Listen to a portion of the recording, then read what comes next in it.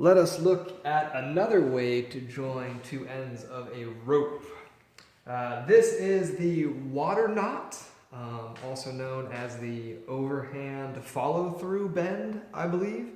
And let's take a look at it. I'm tying it with rope. It works much better with flat webbing, but we're going to tie it with the rope because that's what we got. So we're going to do a basic overhand, and we're going to want to have a lot of tail at the end. So here is our overhand.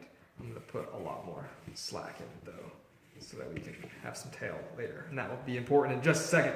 So we have our basic overhand. Now what we're going to do with our other end of the rope, we're going to basically retrace that original overhand, starting on one side, finishing on the other. So we're taking our end piece, we're going to go right in here, and we will pull that all the way through so that we have lots of slack at the end, and it's wrapping around, so we will wrap around with it. Going to come up here, so we'll follow it. If you watch the video on the figure 8 follow through, they're kind of staying parallel to each other. That's how we know we're retracing correctly, and it's going to come back in through the top here. This is a pretty easy retrace, and that is our water knot. That is a way to join two ends of rope. This, if used by itself, has been known to be kind of insecure, so that is why I went ahead and made some long tails.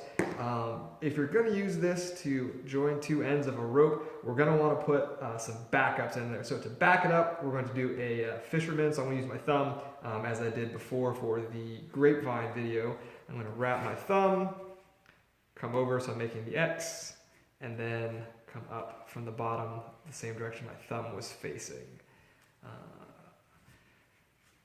And that creates backup on one side, and then on the other side I'll do the same thing, wrap it around and backwards so I create the X, and then up from where my thumb went.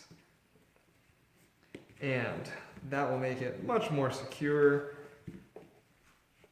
And that is the water knot. If you use it with webbing, it holds much better. It's actually what I use to create my anchors if you slackline. Maybe I'll make a video about that one day. But my knot is basically fused at this point and will not come undone with my webbing anchors. This one will come done pretty easily. But if you're going to tie it with a rope, again, you're going to want to back it up with some fisherman's. Probably an extra couple loops. I just did 2 for demonstration purposes. And that is the water knot, also known as the overhand follow through.